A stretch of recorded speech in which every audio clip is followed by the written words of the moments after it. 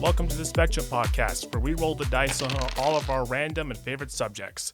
My name is Christos Constantine, although my friends call me Chris, and this is my co-host, Lyric. Hello! Today, today's guest is the guru, is a comic guru and master of impressions. I think, don't fact check it, Jack. Hey, how are you? Thanks for having me. All right, so the first question I should ask before anything else, but which one's better, DC or Marvel? Well, I can never decide between DC or Marvel, so I guess I like them both equally, you know? Yeah, I can respect that. Now, this may sound like a dumb question, but who reads comics more, children or adults? Well, if parents introduce their kids to comics, they might learn to read early and study more, if you will. Acceptable. Me personally, I think comics are for all ages. Exactly. But out of all comic book superheroes or villains, let's be fair, we like both. Which ones is your favorite? You know, I've had a lot of favorites over the years. I can never decide between one, but these days I'm favoring the Justice Society of America, I guess. Which is the really, really old term for the Justice League. Yes, when the JSA first came out, they were the first draft for the Justice League. Yeah, that was I read about them. It was a really long time ago. Or at least it feels like a long time ago. They were the precursors to the modern Justice League as we know it. Yes, they were. Yeah, I would say that's accurate. Yes. And now, comic books are great, but at least that I know is that over the past couple of years or so, the manga has been taking over. So, I would like to ask on a personal level. Was it because I asked quite a few people this question before? Our comic books are still going to be relevant in like 10, 20 years? Well, given how old they are, or when they first came out, they could be put in a museum, or, yeah. Well, I guess the market will decide, huh? Yeah, exactly. All right, I'll come back to this question in like 10 years and see what happens, and then we'll get back to you.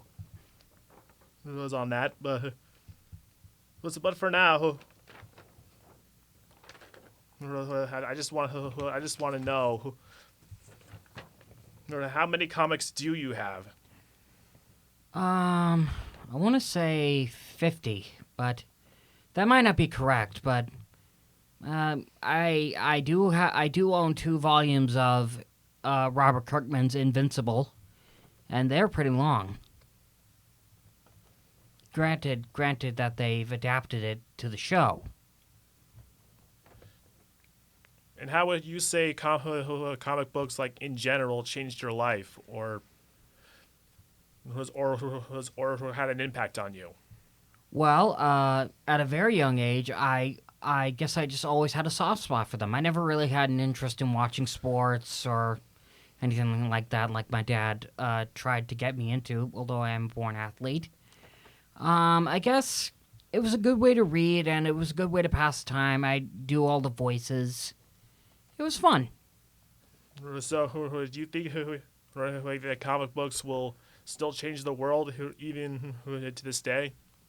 I mean, it is a possibility, but I mean, we can't know for sure. And the reason why I asked is because Disney basically took the quality of the Marvel series pre-Infinity Wars and basically flushed it down the toilet. Yep. Sorry, but the box office speaks for itself. Mm-hmm. It does. So, I mean, I think the only 2 comic book shows that have really become popular again is Invincible. That's one of them. It was a great show. It was with a great roster of voice actor. And then there was also The Boys. Yes, actually, I watched a little bit of an episode yesterday, and Homelander finally got his comeuppance when he was exposed. He did? Oh, This yes. is the first time I've heard of this. Homelander yeah. finally gets his just desserts. Yep. It was all on a big screen and everyone saw. As much as they tried to cover it up, it was all out there. Yeah. Woo! Homelander was basically what if Superman was a narcissist and also a murderous psychopath. Yeah. Yeah, that's true. Thankfully, he didn't turn out like that. Yeah. No. If he wasn't exposed, that is. Yeah, okay. Because if he was hadn't been exposed, he would have probably still did the same things that he's been doing before. Because not really caring how it affects others, only if it affects his own personal image. Or his ego. Yeah, that too. Either way, I don't think people are willing to see any more of Marvel anytime soon. Or want any more movies or TV shows of it. A lot of people just don't want anything to do with Disney because of how badly they screwed themselves over. Yeah, You guys thanks a think lot, so? Bob Iger. You guys think so too? Yeah. Yeah, good riddance to that guy. Okay. And personally, I think I also want to say thank you for ruining the Star Wars franchise. But good Which news is also is, presented by Marvel Comics. yeah, good news is that Kathleen Kennedy is out now and she's been replaced by director of Star Wars: The Clone Wars. Yeah, maybe So he'll turn things around. fingers crossed. Yeah, we can always hope that. Or for James Gunn to actually get the characters right in DC. Yeah. I mean, when I saw Superman, I was a little skeptical, but I was also very excited. But after seeing it in theaters, I was kind of taken back. Yeah, you and me both. Yeah. I mean, hey, if James Gunn's taking over DC, then who are we to question him? Yep, fingers crossed that he'll do a good job on it. I just hope that he hasn't lost his spark from the Marvels. Let's hope not.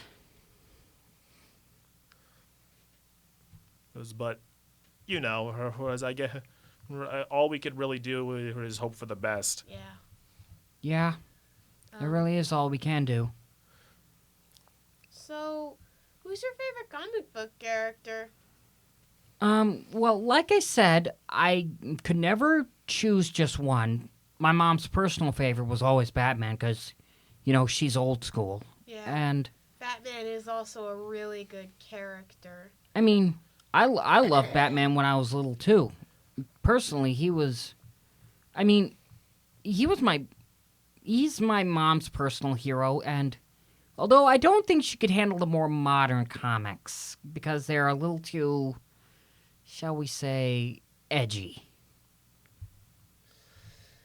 Yeah, I'm not even sure I could handle the comic books. Anything involving horror makes me squeamish. I mean, yeah, there were a few comic book storylines that did kind of cross the line, so yeah. But I still read them nonetheless.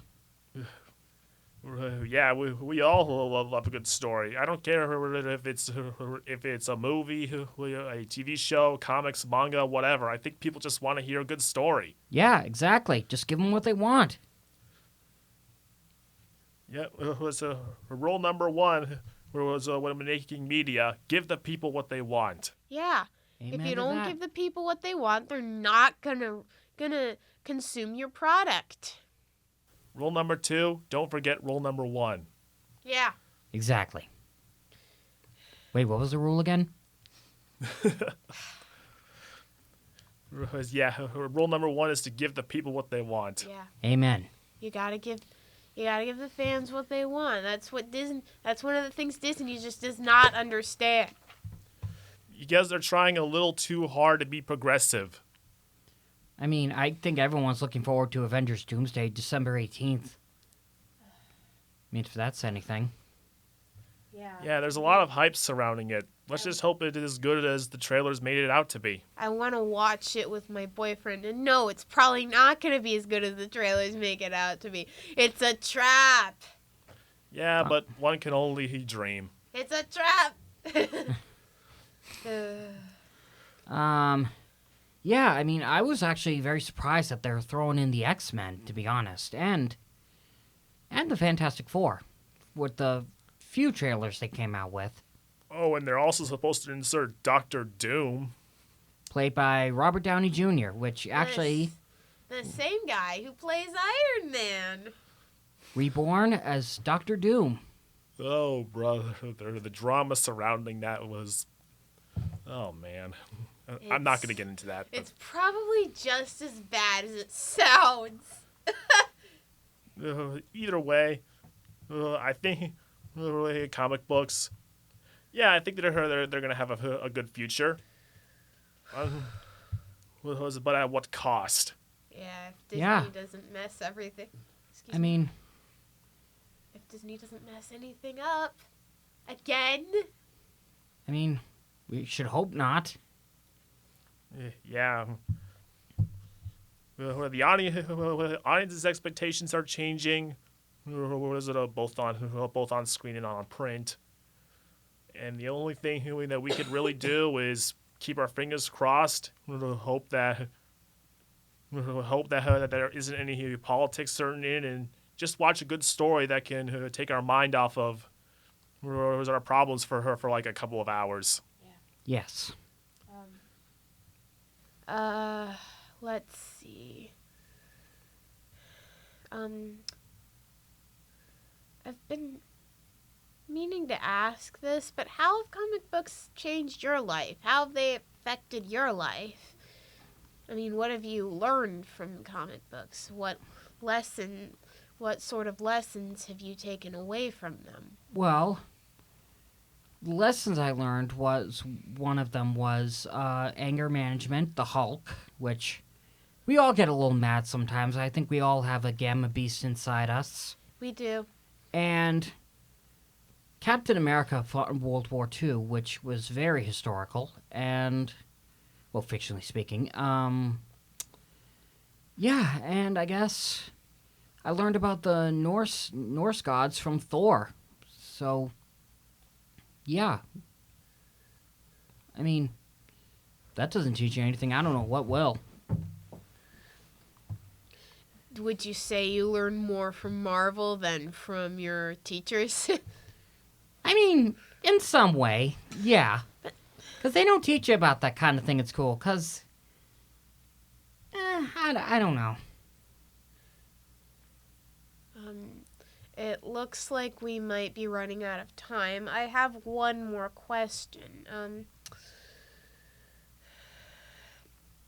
What do you think we could all learn from comic books, and how do you think we could apply it in real life?